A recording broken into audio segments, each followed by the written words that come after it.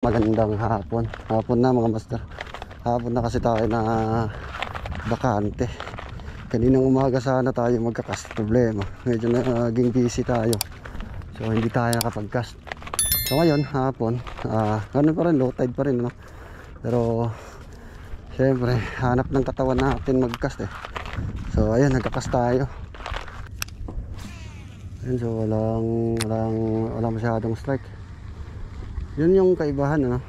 Sa umaga kasi medyo marami yung strike talaga compare sa ganito sa hapon. Siguro busog na sila. Ayun. Ayun mga master, oh. Grabe, sobrang cute naman nito. Sorry. So ayun yung kaibahan. Pasensya na, sorry talaga. Yan, medyo ano pa yung tama. Sorry talaga. Sabi ko na nga ba, maliliit mga master, oh. Kasi yung kanina nagkaroon tayo ng strike pero ano lang, ay namatay. Ay sorry.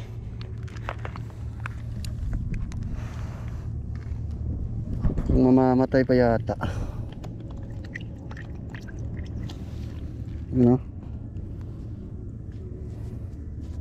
Ay medyo ano kasi yung tama. Ay naku, ay naka. So sana mabuhay pa, no? Maliit kasi, so sensya na talaga. Kala ko kasi malaki. Mamatay pa yata mga master.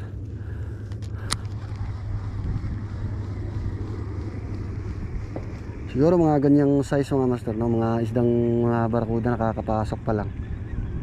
So ayun, sensya na. Nandito. Ayun, nabuhay. Nabuhay pala mga master. Ayan, lumangoy. Medyo malakas yung tama kasi. I mean, solid.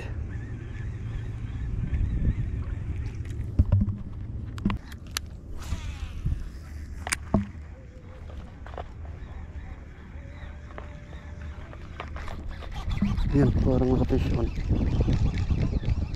Ay, ano yun? Fish on ba? Ayun, fish on nga. Flathead! Tara! Ayun, naka-fish on tayo mga master. Ito yung pangalawang huli natin yung hapon, ano? So, ayun, flathead. Tapos, sobrang liit. So, release natin. Naku, pinalala mo pa yung tama.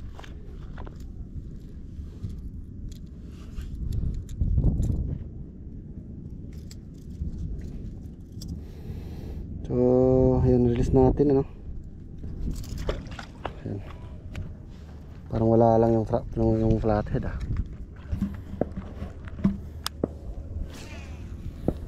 Ang liit kasi. Catch and release tayo ngayon, ah. Lilit yung mga nangingain ngayon.